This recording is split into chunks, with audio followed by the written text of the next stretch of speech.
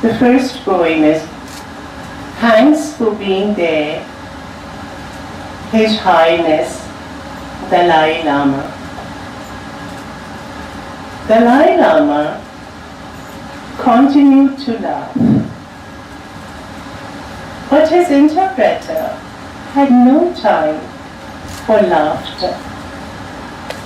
Super serious, he held his English like a net, but Tibetan words, like butterflies, flew off far beyond his catch.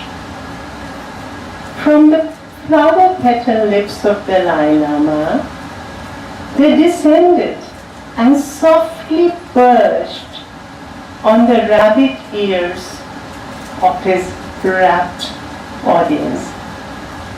Oh yes, at times they perched on the gurgly feeding bottles of the kids in the first row, and then on the gold-flecked robes of their moms. Worn out on the hems, these old wedding dresses had a wee bit of sparkles left on them. Like the trace of light in old eyes, they winked, expounding on the Four Noble Truths. As the Dalai Lama raised his mighty arms, there peeped the marks of baby vaccination through his robes. How nice it felt to note the connect between the mighty and the meager. The three little dots of a therefore on his beautiful arm made him one of us in a flash. So he too would have been a little boy someday, gurgling his feeding bottle, wiping his running nose in the arms of his sweater. Thanks for being there, Dalai Lama. But despite you, how much we know of Tibet beyond Rahul Sankrityayan and Rinpoche. Monasteries and Chowning, China snow, round faces, and those Lhasa Apso puffs. How do those noble truths connect with such random bits of ignoble truths? Does truth do have hierarchies, a caste system, Brahmin truth at the top and then the Shudra truths at the bottom, hunger and thirst, heat and cold, routines, trains, and this ongoing circle of loving hate? Are these usual truths really lower? Oh Dalai Lama, tell me please, if the truth too is like a mountain range, high and low, if so, I prefer living in the deep cave of a teeny weeny truth. From there I'll come on weekends, I promise, for my lessons on your nobler truths. Now some translations, very small poems. हंसी बेधड़क चीज है, यह आ सकती है कभी भी कहीं भी, कठिन से कठिन वक्त में, रात बेरात, बात बेबात, तानाशाहों के दरबारों में, राजा नंगा कहती कहती यह पीट देती है ताली। कापालिकों की बस्ती में भी पुरानी चुनौतियों की तोड़ती है एक हंसी, कंकाल की खोपड़ी में मदिरा जैसी, और राख की ध्वस्त सी नीलिमा में चम चम चमकती है हंसी आग की। गहरे विराग से स्थिराए हुए मन में भी तभी फूट आती है हंसी, शिव के जटाजूट में जैसे धारा गंगा की। English version is laughter. Laughter has no rhyme or reason. It can show up anytime, anywhere. In the toughest of situations, in the middle of the night, with or without provocation. In the courts of Terence, it shouts, the emperor has no clothes, and claps away. In the shanties of dire-eyed ascetics, like wine in a skull, it rolls the sneer of forgotten challenges. And in the bluish tinge of burnt ashes, the fire of laughter shimmers. Even in the deeply detached, wearied hearts, laughter springs like Ganga streaming in the deadlocks of Shiva. Now this is a poem, imaginary conversation with Buddha. हे भंते, नहीं जानती मेरे जीवन का हासिल क्या, मेरे वे सारे संबंध जो बन ही नहीं पाए, वे मुलाकातें जो हुई ही नहीं, वे रास्ते जो मुझसे छूट गए या मैंने छोड़ दिए, उड़ के दरवाजे जो खोले नहीं मैंने, शब्द जो उचारे नहीं और प्रस्ताव जो विचारे नहीं, मेरे सगे थे वही जिनकी मैं सगी न हुई। करते हैं मेरी परिचर्या इस घने जंगल में वे ही, जब आधी रात को फूलती है कुमुदनी मेरी हताहत शिराओं में और टूट जाती है नींद। एक पक्षी चीखता है कहीं विरहदक, आसमान भी किसी आहत जटायु सा बस गिरा ही चाहता है मेरे कंधों पर, और उमड़ता है हृदय में सन्नाटा प्रलय मेघ सा। भंते बताइए कैसे समझे कोई कौन सगा, बुद्ध ने कहा तो नहीं कुछ, पर मुझे लगा उनकी मुस्कान कह रही है, जिसकी उपस्थिति चित्त की लौ को निष्कंप करे, वही सगा। अभिरूपा सगा वही जो तुमको मंथर गति से सीधा चलना सिखाए, बढ़ना सिखाए जो ऐसे जैसे कि युद्ध भूमि में हाथी बढ़ता है, बौछार तीरों की हर तरफ से झेलता।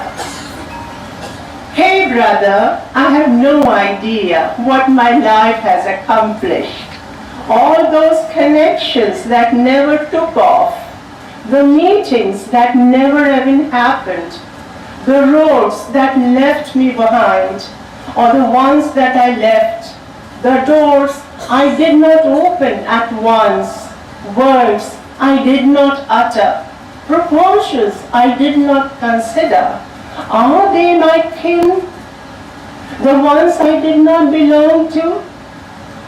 They are the ones who look after me in this thick jungle. When in the middle of the night a white lily blooms in my taut nerves and my sleep shatters. Somewhere a bird shrieks from the pangs of separation. Even the sky, struck down like Jatayu, wants to drop on my shoulders, and silence bursts in my heart like an apocalyptic cloud. Tell me, sir, how to know who is king? What is life for?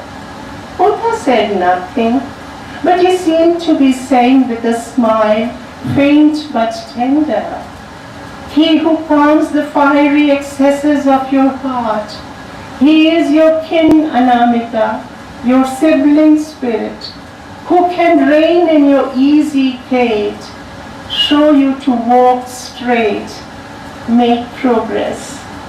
Imagine how in a battlefield an elephant endures the torrent of arrows from all sides. Life end game is just this: courage and grace. And now the last one, a very small one. I'll just read the translation. Relationship. She was a total stranger. My only connection with her, customers of the same grocer in a new neighborhood. She had sat before I showed up, sticking to the toffee jars, sat on a stool, her throne. She seemed more tired than me, and yet that laugh had no logic, no grammar, no theorem, no point of view. It was the laugh of Brahma.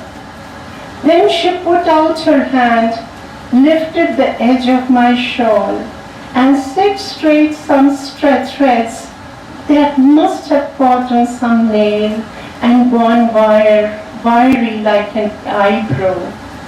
For a moment it seemed, between those bestowing shoulders and my accepting head, surely a hallowed sisterhood.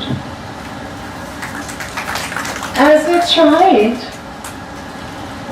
I always wondered why the practitioners of Ayurveda were called Kaviraj.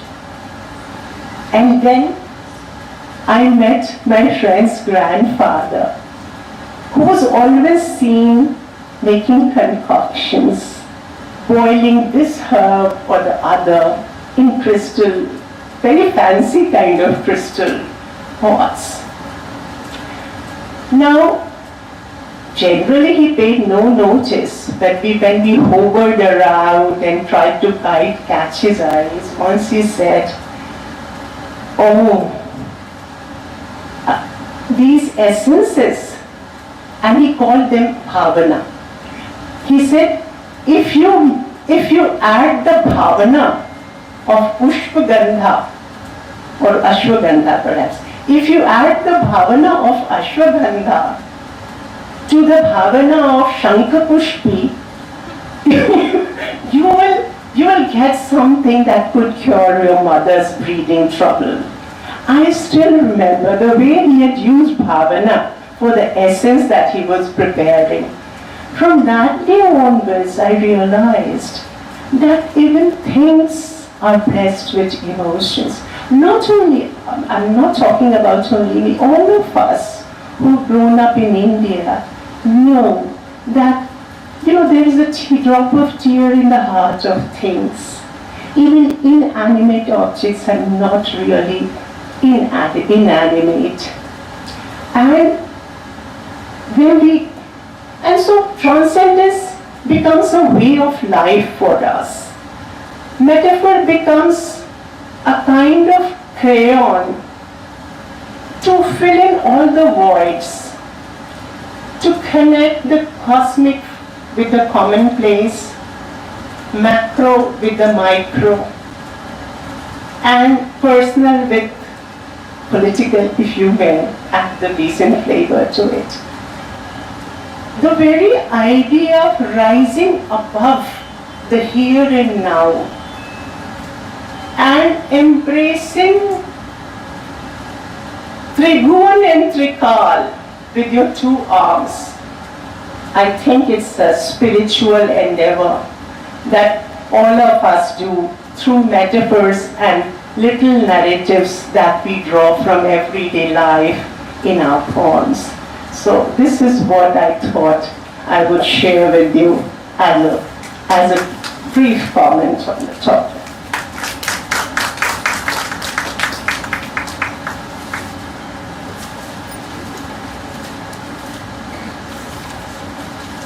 Thank you, ma'am, for your beautiful poems and equally accomplished translations and that interesting talk in connection with Bhavana. Thanks a lot. I now invite Professor Sanjeev Kaushalji, who teaches English at Indira Gandhi Institute of Physical Education and Sports Sciences, University of Delhi. He writes poetry in Hindi His writings have been featured in a number of esteemed Hindi journals. His collection of poems, Ungliyon Mein Parchhaiyaan, has been published by Sahitya Akademi, for which he received Malkhan Singh Shisodiya Puraskar, a prestigious award in Hindi. He is also a translator and has worked with multiple languages. His translations of German poetry titled Khwahish Hai Namumkin Ki and November Ki Dhoop are published.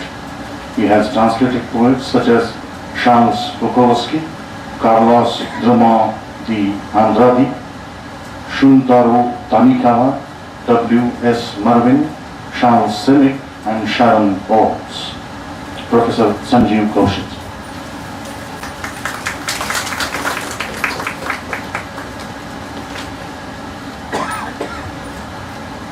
Thank you very much. And it's a privilege actually reading poems with Anamika Didi, Raju Prada sir, and I'll be reading my poems. I write in Hindi, so I'll be reading my poems, and then I'll talk about the subject. The first poem is on Fikr. Park में लगे नल से पानी की एक एक बूंद गिर रही है। छोटी छोटी चिड़ियां आती हैं और नल से लटक गिरती बूंदों को उठा लेती हैं।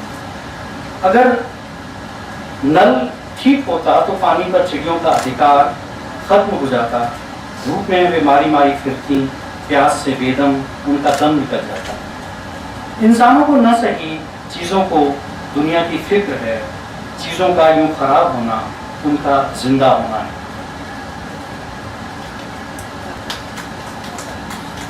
The next one is titled चला गया। आंधी में एक पेड़ गिर गया। खिड़की के आगे जहां धरती थी वहां आकाश खुल गया। धूप तेज है अब और बेरंग भी। धूप को जो रंगता था वह रंगरेज चला गया।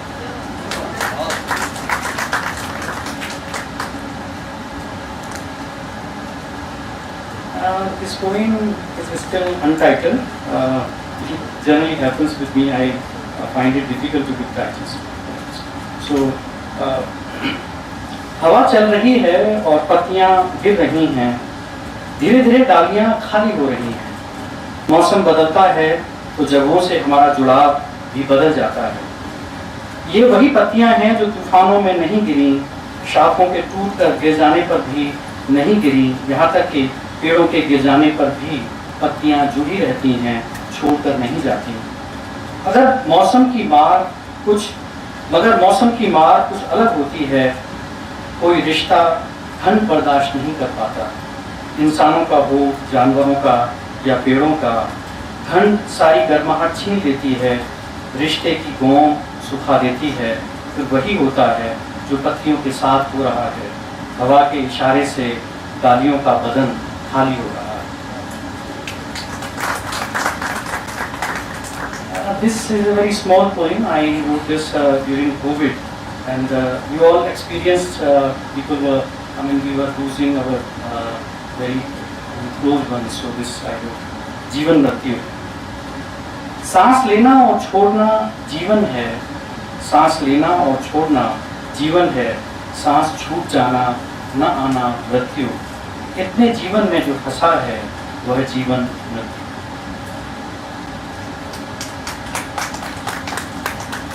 ये कोई है शिकार। जंगल में जब कोई मरता है उसे बचाने कोई नहीं आता। जंगल में जब कोई मरता है उसे बचाने कोई नहीं आता। चिड़ियाँ, गिलहरियाँ, बंदर जरूर चिचियाते हैं, हालांकि उससे कुछ नहीं होता। शिकारी दौड़ा दौड़ा कर शिकार को मारते हैं। कितने ही जानवर शिकारियों के पेट भरने का इंतजार करते हैं। उनके जाते ही शिकार पर टूट पड़ते हैं और हड्डियां तक चाट जाते हैं। मनुष्यों में अब चिड़ियां और गिलहरियां भी नहीं रही, जहां कोई भी कहीं भी शिकार हो सकता है। ये पोइम है which is about my childhood I mean, I did something which kept on haunting me for a very long time. I wrote this almost after 35 years. खेल, बचपन में मुझे गुलेल का शौक था। बचपन में मुझे गुलेल का शौक था। मैं जेब में कंकड़ भरे रहता और निशाने की प्रैक्टिस किया करता। गुलेल से पत्थर 10 हाथों की ताकत लेकर निकलता है और निशाने को फोड़ डालता है। एक दिन मुंडेर पर एक चिड़िया गा रही थी। दोस्त ने कहा, निशाना लगा। मुझे मालूम था मेरा निशाना अच्छा था, फिर भी मैंने कंकड़ रखा और रबड़ को तान दिया। कंकड़ उड़ा और चिड़िया के कंठ में समा गया। गीत धम सा नीचे गिर गया। वह मजे में की गई हत्या थी जिसकी मुझे कोई सजा नहीं।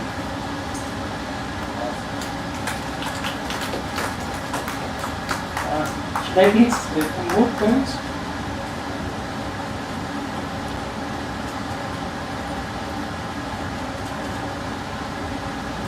I'll read some.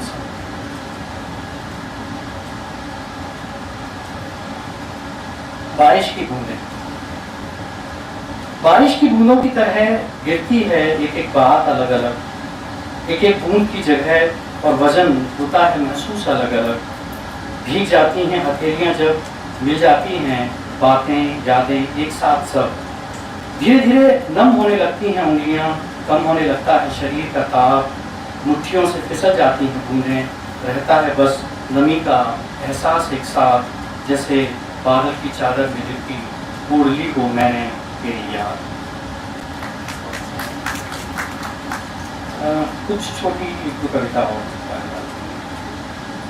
This poem is title धरती। आंख जहां तक देख सकती है उससे भी दूर और गहरा है जीवन। दौड़ता हाँफता हंसता खिलखिलाता ठोकरें खाता जीवन। इस सबसे दूर जा सकता हूँ मगर धरती की लालसा बार बार मुझे खींच लाती है। मृत्यु की आहट इसे और तेज कर देती है। जैसे माँ से बिछड़ा बच्चा भागता है बाहें फैलाए और सुबकता हुआ माँ के आंचल में दुबक जाता है। मैं भागता हूँ गाँवों शहरों की ओर, आदमियों औरतों की ओर। मैं शोर में खो जाना चाहता हूँ।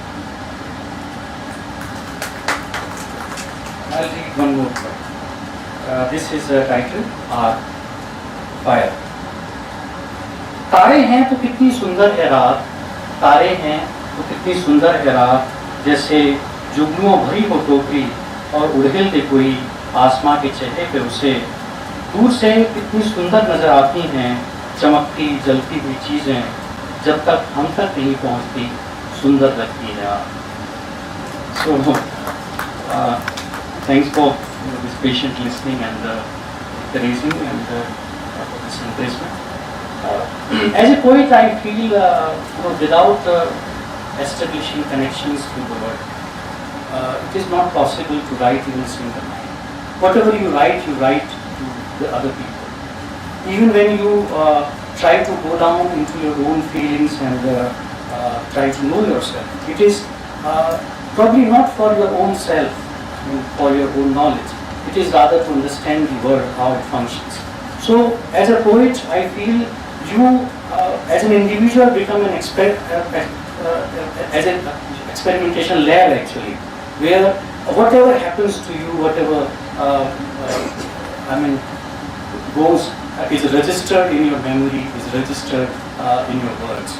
So this is the connection, and I feel, and I have written so many poems on nature, what is happening all around us. So I feel very strongly there is something, some force that binds us, and we should nurture it. We should, give more importance and to this.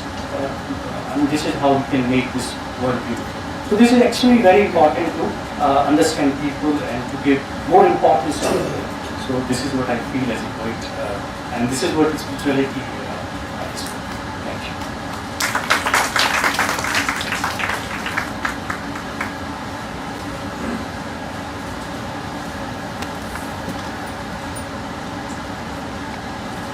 बहुत बहुत धन्यवाद संजीव जी आपका।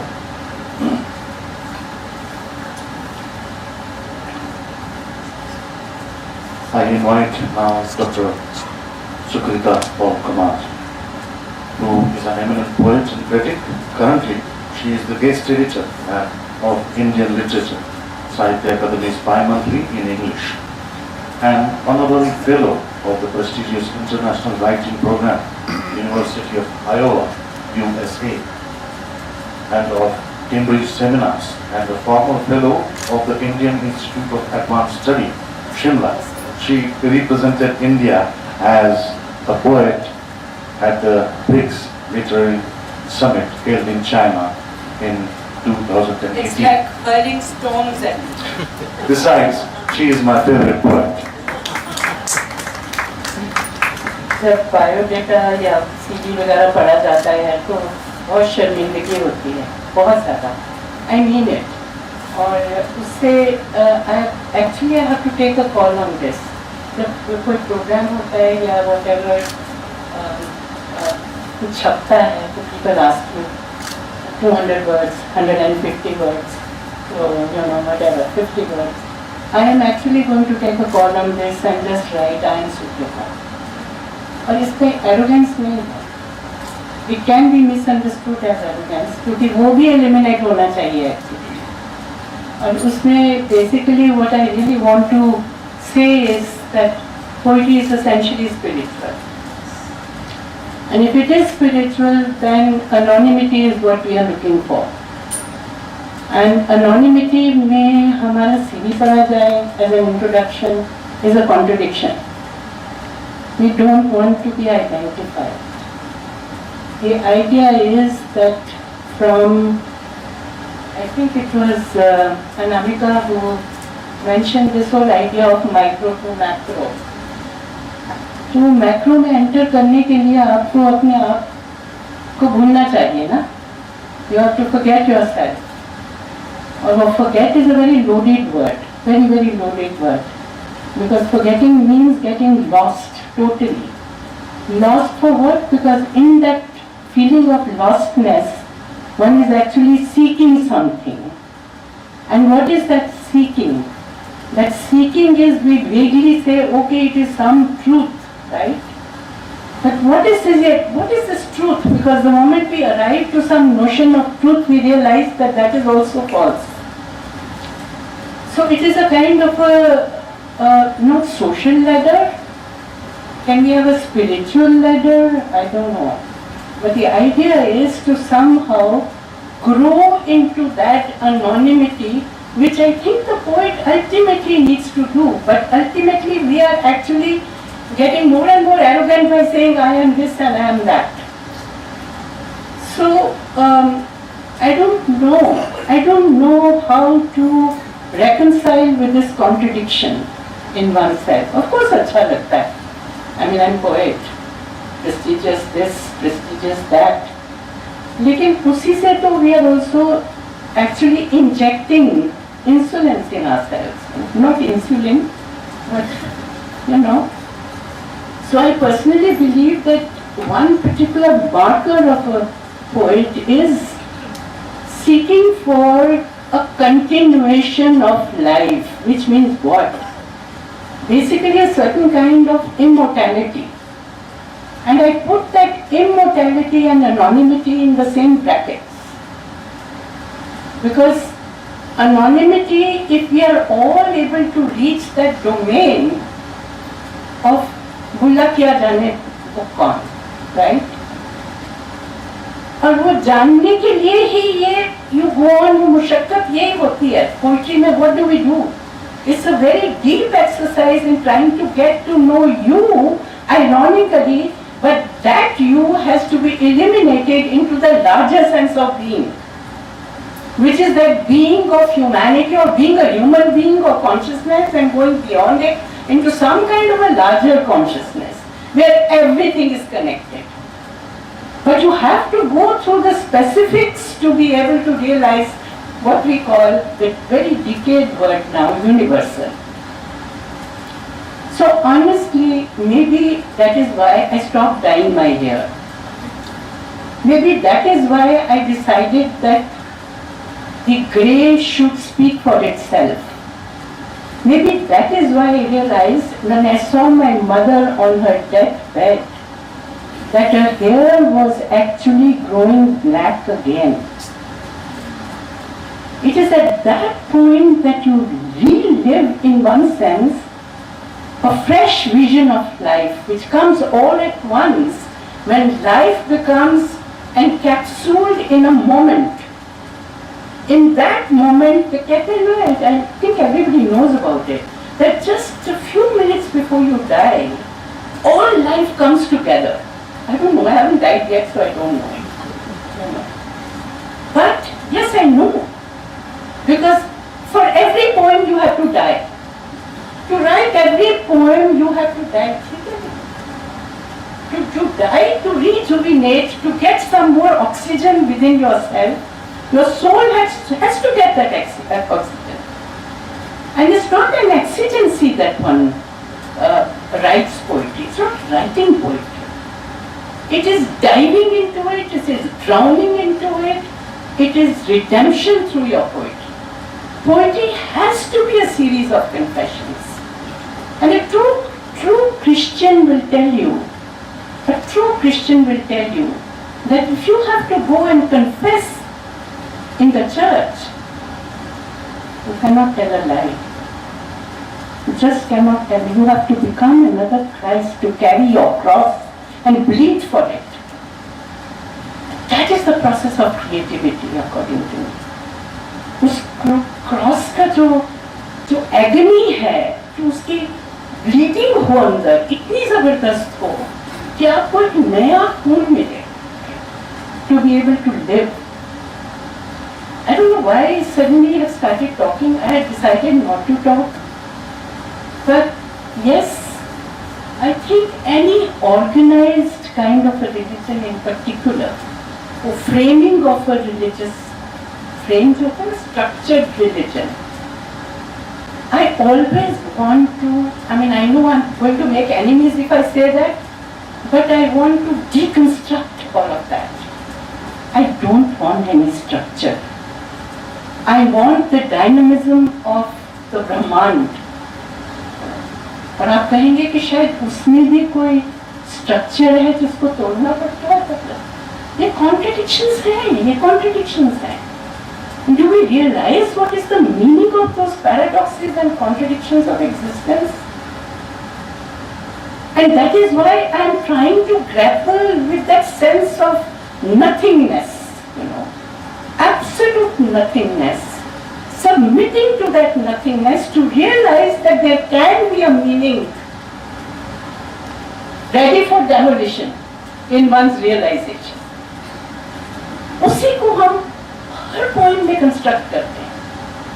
It becomes a structure, we craft it out, and then many a times we are ashamed of our poetry. And many a times one poem is only an excuse for another poem to come.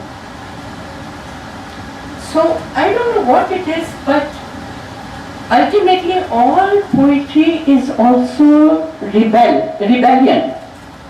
Because it is demolishing norms, because it is demolishing structures, and is asking for that one fine little extra bit, which is the spiritual. More that bit, if we can get a glimpse of, that's when we feel, oh wow, that wow moment. In a very big way the wow moment comes. और ये जरूरी नहीं है कि वो हमारी अपनी कविता में हो. वो आपकी कविता जो आपने नहीं लिखी उसमें भी हो सकती है. So it is a hunt for that ultimately. And so what I am saying is that what may be perceived as blasphemy is actually spiritual. Is actually spiritual. That fine bit. और उसका glimpse कैसे आए, उसको पकड़ में कैसे लाएं, उसके लिए शब्द कहाँ से ढूंढे. We have to find our own language. That's our crucifixion. Cross तो वही है ना, कि अपनी भाषा को ढूंढना है. अंग्रेजी बोलते हैं लेकिन अपनी भाषा को ढूंढ रहे हैं. कहाँ है वो भाषा? वो मिलते आती है, और आती है तो वो अचानक आती है किसी कविता में, अचानक। That's the beauty. जितना करते रहे, सारी रात बैठे रहे, कई बार कोई लाइन नहीं आता, एक शब्द नहीं आता जो आपको चाहिए, लेकिन कई बार एरोगेंस आ जाता है and you start crafting. Craftsmanship is not poetry. You have to face that. Crafting can be also poetry because you have to craft. Ultimately कुछ तो craft करोगे आप. लेकिन अगर उसी end पे that is your end, then you are a crafty person rather than a poet. And I think these are contradictions that we have to somewhere maybe reconcile, and I think I now just read poetry, right? I'm going to read from my latest collection, which is a selection from Call It All My Life. It has been long and very small, just a flash. I can think of myself as a baby. Of the earliest memory I have is not that of being in my mother's womb, but of 2-3 years of age. तो वही memory से अभी मैं सोचूं तो I get into that memory which is as of yesterday, right? So क्या बात कर रहे हैं हम, childhood खत्म हो गया? It's not. It's still there. Thank God it's there, right? But sometimes in that moment of being a child, I can also see 100 years hence क्या था, वो भी नजर आ रहा है. So what is that? Agelessness. Anyway, let me read. This is one of my earlier poems, but I read these snatches as they come, little ones. I call this section in this particular volume Seedlings. When the root lifted itself as a flower to face the sun bravely, it started raining.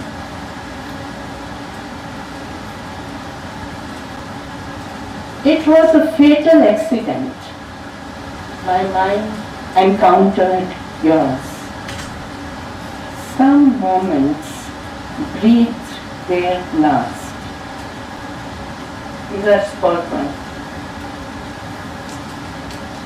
My poems are the epitaphs of experiences that died with me. I am pregnant with untamed messages.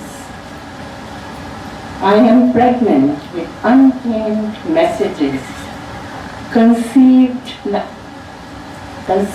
like Virgin Mary conceived Jesus.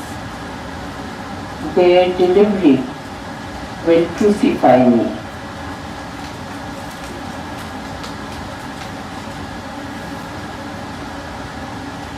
Range of delusion, another poem.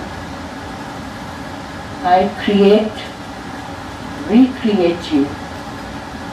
My mind is populated with heaps of your images. You are a bundle of my thoughts. I paint you blue, red, white, green, brown, black, a fresh shade for a fresh day. You cannot rot or sting. I keep dusting my canvas. I gave you shelter there. I reared you to your maturity and mine. My obsession changed into my religion, and I meditated through you. And the journey beyond has made the worshipped a worshipper.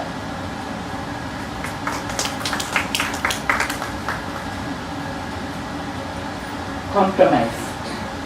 Just above the parapet and just below the cypress hangs my soul, swinging in the glory of the night, whistling with the breeze.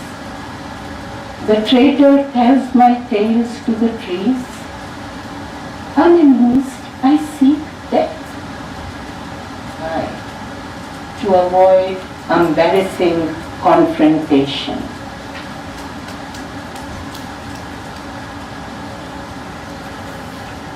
On the Dal at Srinagar. Drifting on the surface of the lake, my thoughts became transparent. For the first time, I saw my visage, a cubist's work of art. Yellow, red, green, blue, and even bits of white and purple joined together with affection, love, attachments, like likes and dislikes. The boatman's oar splashed, diffusing the colors, taking the confusion to the shores in ripples and bubbles, making my thoughts once again opaque, dense. I am not an etherized patient, the moon whispers to me, and something might come out of my nothingness, like the complete circular wetness of a bubble exploded on a dry, blank slate.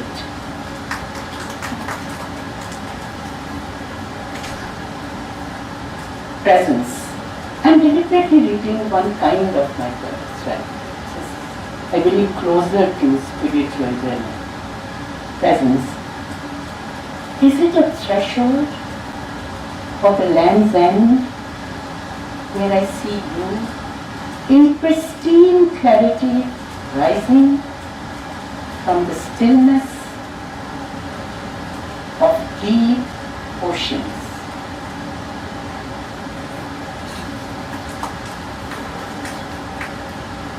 Passage.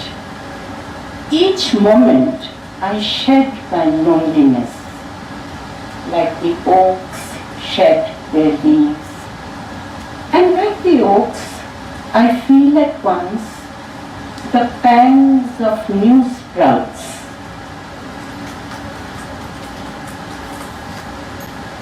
One or two more. Being. The river of silence flows gently, growing stronger with time, stretching wide from shore to shore to shore. A storm rolling in the folds of deep waters, silence moving into silence, the silence of experience sinking, silting, and moving on.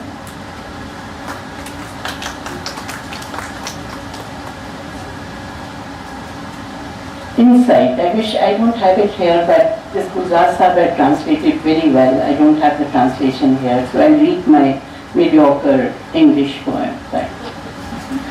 Insight. In the center of that circle of light, rising slowly over the river of experience, panting and huffing, lies the truth of my life. So white I cannot see it.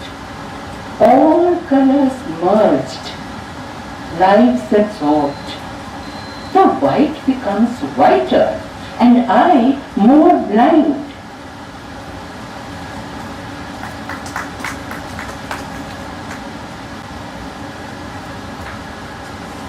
Last one. Possessed. Even if there were a black well in front of me, those stupendous waves of the ocean or the open mouth of the tiger, I have no option but to take I have no option but to take a step forward when I hear the call. Thank you.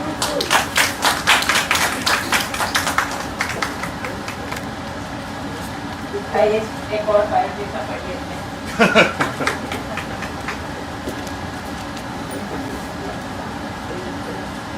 Subrata ma'am, बहुत बहुत धन्यवाद आपका। यहाँ मैं इनका biodata नहीं पढ़ूंगा। शुरुआत में जो आपने अध्यात्म और कविता लेखन पूर्व सृजन के बारे में बात कही, वो बहुत महत्वपूर्ण और अहम थी। उसके लिए भी विशेष आपको धन्यवाद।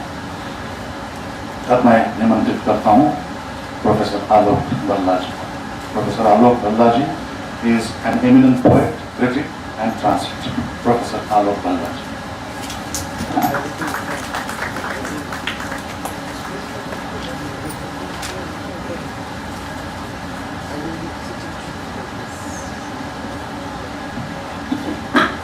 the oldest poet here.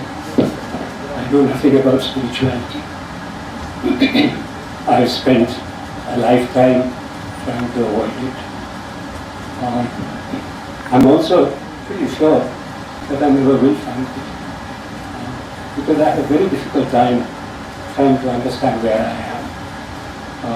That's tough enough. I can leave those who search for God to the gods, and I will leave those who are spiritualists to perhaps ponder over the original meaning of the word spiritualism, which actually means talking to ghosts, dead spirits. It does not mean talking to God. I know very few people who talk to God, or God talks to them. But I very well know that Simone was very right when she said that it's God's job to find me, not my job to look after God. That's my knowledge. Okay.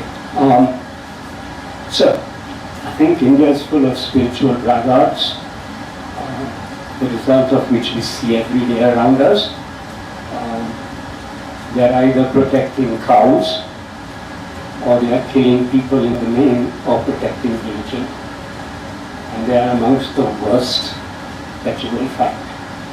So instead of calling themselves spiritualists, they should be called what I actually know something about, because I've spent a lot of time working on it: demonism, which comes in various definitions.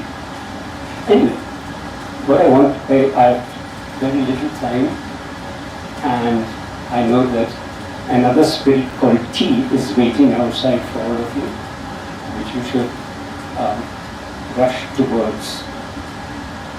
I'm going to actually read part of a poem, not a it's a long poem.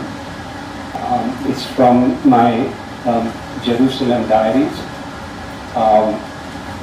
and it's really about, I started off with a documentary that I was watching when I was in Jerusalem, and the documentary was called Route 181, Journey through Palestine, Israel, by two of the most famous Israeli and Palestinian filmmakers, Michel Khalefi and Sayan Siwal. The Route 181 refers to the United Nations resolution of 1947, something that should resonate with us, when the United Nations decided to form a line called Route 181 separating Israel and Palestine. Now, when I was there was a barbed wire, and increasingly now there are cement structures separating the two. The documentary moves along the barbed wire, talking to people as they meet on both sides of the fence. I should also mention to you the fact that Palestine is marked by huge roads which nobody can cross. They're so vast that they form by themselves prison houses. Anyway, what I want to do is here I'm going to speak a lot, but I just want to talk about the fact of how when we can deal with religious matters with the mind of a skeptic, that's the first, and in the hope of finding somewhere along the way, as one talks about religious matters, some people who are decent and could be called good. I take my beginning from how many of you don't know the Ramayana, that is Valmiki's Ramayana opens, which is part of this working behind it, but it's a very referential poem, and I don't have the time to explain all the referentialities, and I hope some of you will catch some of them. But Valmiki begins by asking a question: is there a good man in this world? And the rest of the poem is an attempt to perhaps answer it, and perhaps come close to an answer, but fails. Also working behind it is my reading into the Mahabharata, which begins, also if you don't know, with a lamentation and ends with a cry of hopelessness. In between, there are a variety of stories, which unfortunately are not the substance of Bahubalis, but the substance of something else. Okay, I think the first reference, which I will just mention briefly and carry on, I'll just stop whenever I'm told I've run out of time, so please do let me know, is to the Book of Hours. I don't know whether many of you know about the Book of Hours, but the books of Hours are amongst the most beautiful medieval Christian illuminated manuscripts. They are prayer books, they have songs, they have canticles, and so on and so forth. Okay.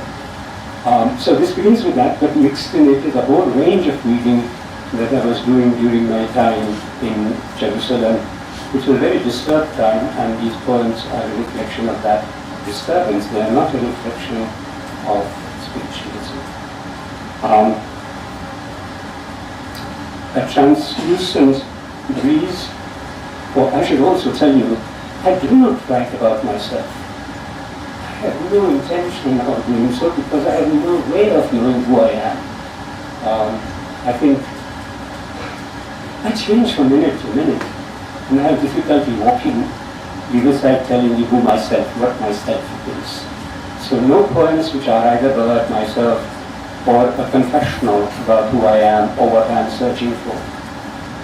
So, a translucent breeze slowly seeps through the clean, warm sunlight as on the summer morning in some book of hours. The book of hours are dominated by the blue color of the sky, which is an incredible blue, which is picked up, of course, by the Renaissance painters. The translucent breeze slowly seeps through the clean, warm sunlight, as on a summer morning in some book of hours. There are sweet berries on stray bushes, and green lichen is spread on bare stone. Wise, like whispered words that know the secret sources of spring. Yet there is a strange unease in the air, an ancient thread of swift death and silent lament. Next section is around the woman who is the central character of this film, who is an old Palestinian woman who has been deprived of her land by these barbed wires. And in the film she speaks. And I'm trying to not tell you what she says, but what I think she says. She knows the deep archaeology of sorrow. Her 80-year-old hands have more roots than all the lonely paths of sorrow that always lead through cloud fields and city streets to the sorcery of graveyards. Her demented fingers scratch the dry dust for ghosts of human voices. On a sepulchre near her feet, she reads fragments from the grieving canticle by Emil Habibi. Canticle, of course, you know, is a holy hymns.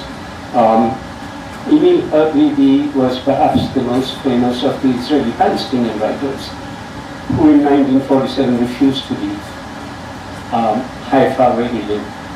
And he had on his grave carved Emil Habibi, who refused to go.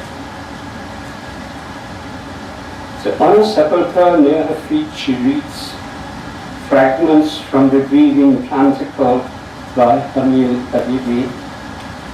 I will not leave this wadi though it's now another guilty valley, which can't deflect the rage of death and death dealing. Was the destruction preordained? Were there sounds of sorcery in the forest fires? A hierophant swore by his virtue, picked up his staff, walked through the valley, cast his shadow at every door and begged, "Give me a few grains from the humanity of generations." Was the destruction preordained?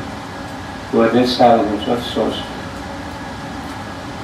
There was a time when the white walls of the city were painted with poems in Hebrew and Arabic, and its courtyards bustled with my Christian neighbors who read the novels of Hassan Kanafani in Arabic, and my Jewish friends from Odessa and Villanau knew Hebrew and Russian, Yiddish and Greek, Latin, French and even German, and spoke English with a Polish accent. Smell of warm bread in clay ovens lingers like ghosts with my ancestors. Was the destruction? Were the sounds of sorcery in the forest fires? An abundance of tart yellow fruit, palm leaves, merchants from Smyrna with a syntax of lost poems, and earthen jars protecting scrolls of light and darkness. Did I not know that destruction was preordained? Did I not hear the sounds of sorcery in the forest fires?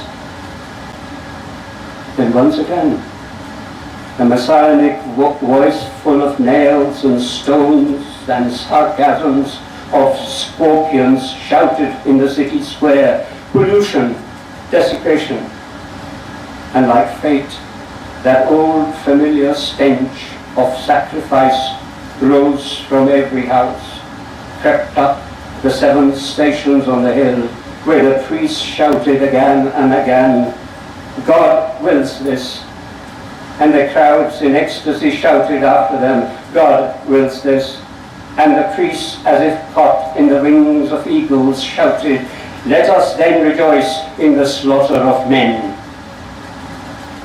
Did I not know that destruction was preordained? Did I not hear the sounds of secret wounds in those forest fires? Every afternoon, since the days of holy murders, my mother leaned against the green door of our home, her only temple, her only Al-Quds, turned towards the Mandelbaum gate of exiles and sighed, "Oh Naeem, my son, when shall I see you again? When will you return?" She took the road to Damascus, some of you know the reference. She took the road to Damascus, an ancient path of death for redemption. On my grave they should engrave, "He did not eat." I think I will stop here. It's a long poem, so thank you.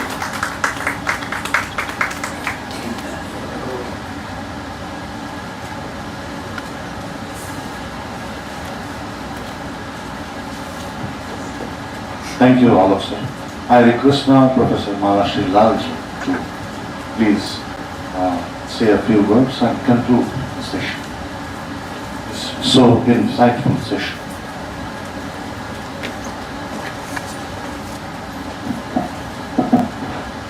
Good evening, everyone. After that feast of beautiful, sensitive poetry, there is not much scope for prose, so I will not take time.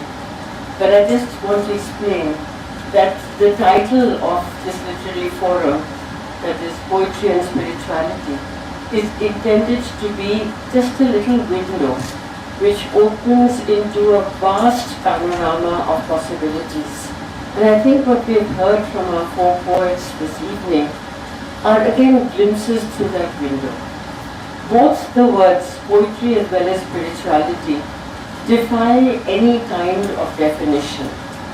But both of them attract seekers. So each one is a poet and each one has some idea that is personal, the idea of spirituality.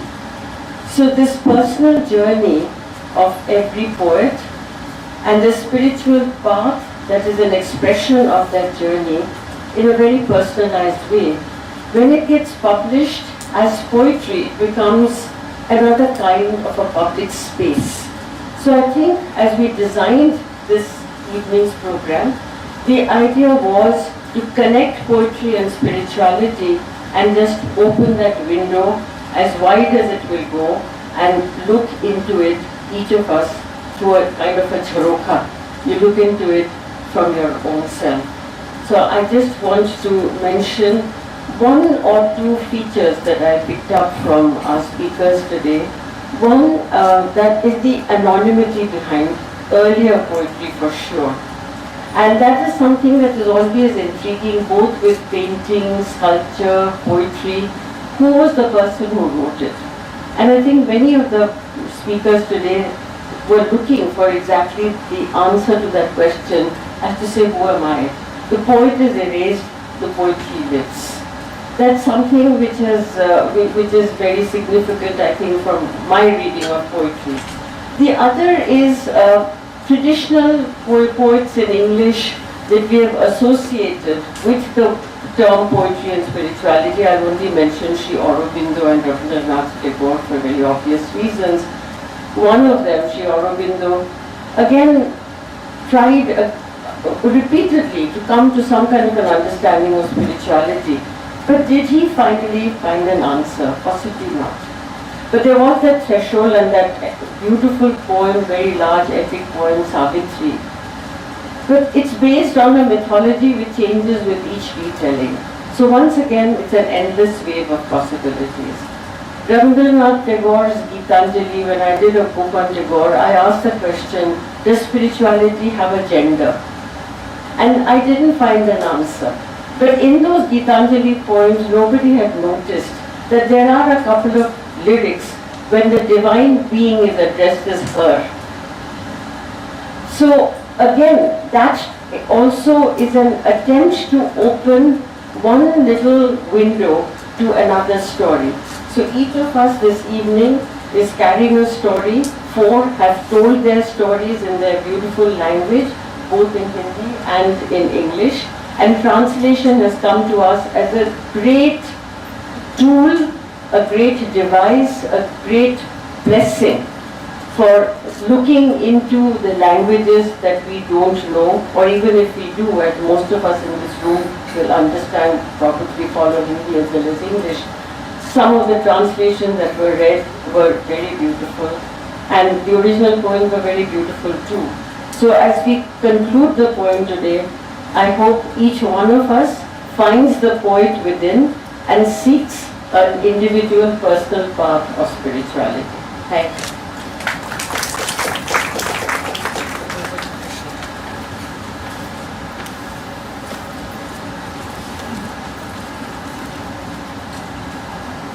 Well, the forum ends here. On behalf of all of us, I thank Professor Alok Balraji, Professor Anamika ji, Professor Sanjeev Kaushal ji, and Dr. Sahitya Kumar ji. And thank you all as well. I invite all to have some tea. Thank you.